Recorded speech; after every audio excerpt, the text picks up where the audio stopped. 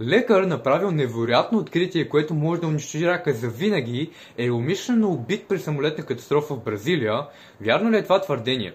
В платформата X се появи този пост, който гласи, че доктор Леонардо Ферейра е сред жертвите на авиокатастрофата в Бразилия, която се случи на 9 август 2024 година. В нея загинаха 62 души, след като машината се разби непосредствено преди кацане. В поста се използва видео, в което Ферейра обяснява свое научно откритие в областта на онкологичните заболявания.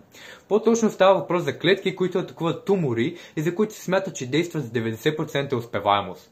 Създава се впечатлението, че докторът е бил на самолета, който се разби, като едва ли не той е бил умишлено убит. Дали обаче това е истината?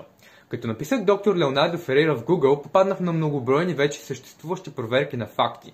Така, например, тази на Lee Stories, чийто авторитет е признат от международната мрежа за проверка на факти, опровергава твърдението, като дори медията споделя кореспонденция именно с доктор Ферейра. В имейл до тях той казва, че е жив и здрав и споделя, че работи в лабораторията си в Медицинския университет на Южна Каролина, Чарлстън, САЩ.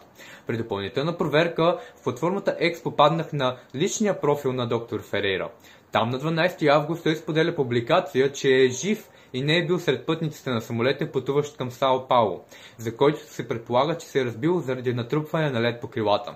На борда наистина са летели лекари, които са били на път за онкологична конференция, но важното в случая е, че доктор Ферейра не е бил сред тях.